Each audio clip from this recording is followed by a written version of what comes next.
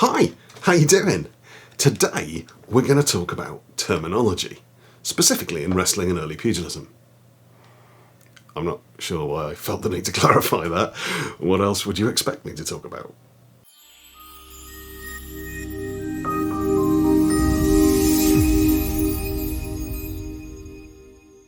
The technique we're going to specifically talk about today is a relatively common move in modern combat sports, but one that gets very little love in historical texts. I think I know why it doesn't get mentioned much, but we'll talk about that later. For now, though, it probably makes sense to tell you what the technique actually is. The wrestling technique we're going to specifically look at today is called the Hanging Trippet. We see this described in Parkins, a book that we've looked at a number of times. This is what he says. The hanging trippet is when you put your toe behind your adversary's heel on the same side with a design to hook his leg up forwards and throw him on his back. He goes on to discuss how to transition to a related technique if you don't manage to hook the leg properly, and then he mentions a couple of possible counters.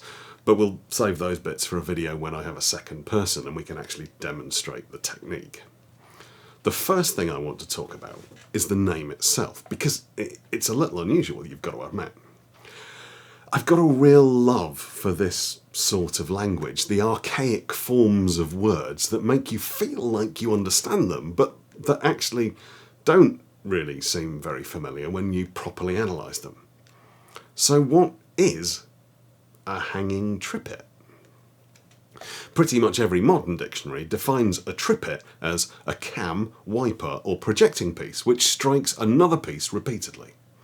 Which kind of fits, but it doesn't really satisfy me in here.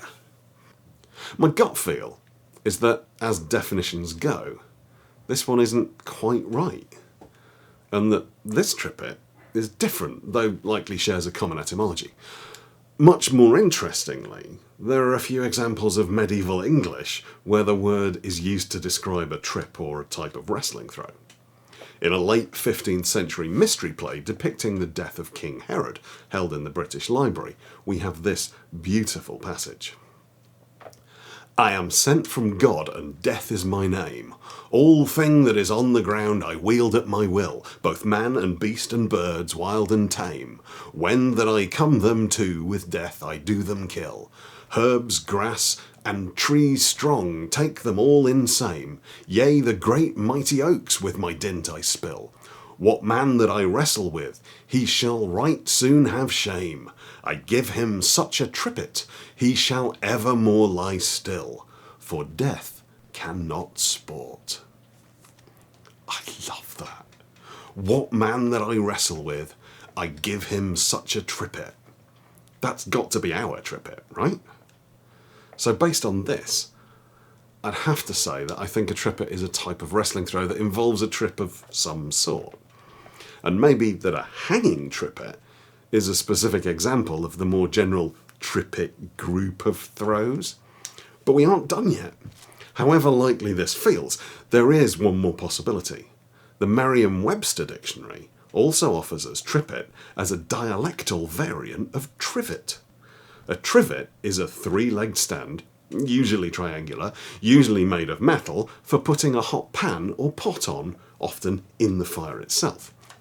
Historically, they were often hung on a nail near a fireplace, and a hanging trivet would have a tendency to swing from side to side, which does feel a little like the type of movement Parkins is talking about. Could it be a play on words? I guess it could. Anyway, we'll never know for sure, and in reality this has been quite a tangent even for me. So let's get back to the throw itself. What we're essentially describing is a front foot outside sweep, and that's a technique we see in Japanese martial arts pretty commonly. I originally came across it as a teenager when I was studying Shotokan Karate, where it's known as ashi-barai. There it tends to take the form of a fairly powerful sweep that's almost a kick. It's done explosively, and when it works well, it's a fantastic technique. But personally, I always struggled with it. I only ever got it to work once against a genuinely resisting opponent, but that could easily be a reflection of me than a reflection of the technique. In judo, we see it with the name diashibarai or diashiharai, and there it's a much more subtle sweep. The focus is on getting the opponent's weight moving and then timing it properly so that you hook the foot just as the weight is committed to landing on it, but before the foot's solidly planted on the ground. It's something you can see from time to time in MMA if you're looking for it. Valentina Shevchenko used it to take Juliana Pena down. DC wasn't averse to a little front foot sweep action, and Islam Makhachev used it beautifully against Arman Tsarukyan. So we know it works as a technique, and we've got a pretty good idea why Parkins named it the way he did, but we don't really see it in other contemporary sources. And earlier, I promised I'd explain why I think that is, so I'm going to do that. The one consistent thing we see in all the examples we've looked at, the karate example, the judo example, the way it was used in the cage, is that they all create space for the technique to work within, whether that's by moving offline the way the karate guys do. They aren't in a clinch, they can't control their opponent's balance, so they have to get off the line and kick the foot away hard. Or the way the judo players use rotation to create that angle to allow them a clear passage to sweep the foot through. Or even the way MMA fighters use hooks, framing in the clinch, and knee strikes to make space and the angles they need. They all have the freedom to move, to change grip, and to utilise the space that they create. And that's the key point. The vast majority of historical English wrestling systems were what is known as close hold or close grip systems. Whether they employed specific clothing, the way modern catch and Breton wrestling does, or simply started from a specific hold, the way Cumberland and Westmoreland and Scottish backhold wrestling do. Striking wasn't permitted. Breaking your grip to open an angle could lose you the bout, so the one thing you absolutely need to do to perform a hanging trippet with any expectation of success could well be the thing that lost you the bout. And potentially more than that. It was exactly this technique that I was attempting during a Scottish backhold bout when I caused my partner and I to fall, bending my knee sideways, dislocating my patella and breaking the end off my femur. Perhaps it simply wasn't taught in close grip systems because it wasn't safe. But Parkins is different. He calls the system he describes Cornish hug wrestling, but in reality what he describes is a far more dynamic, mobile, open grip system than what we see as Cornish wrestling nowadays. It's similar in a lot of ways to catch as catch can, and that's why this technique is of use.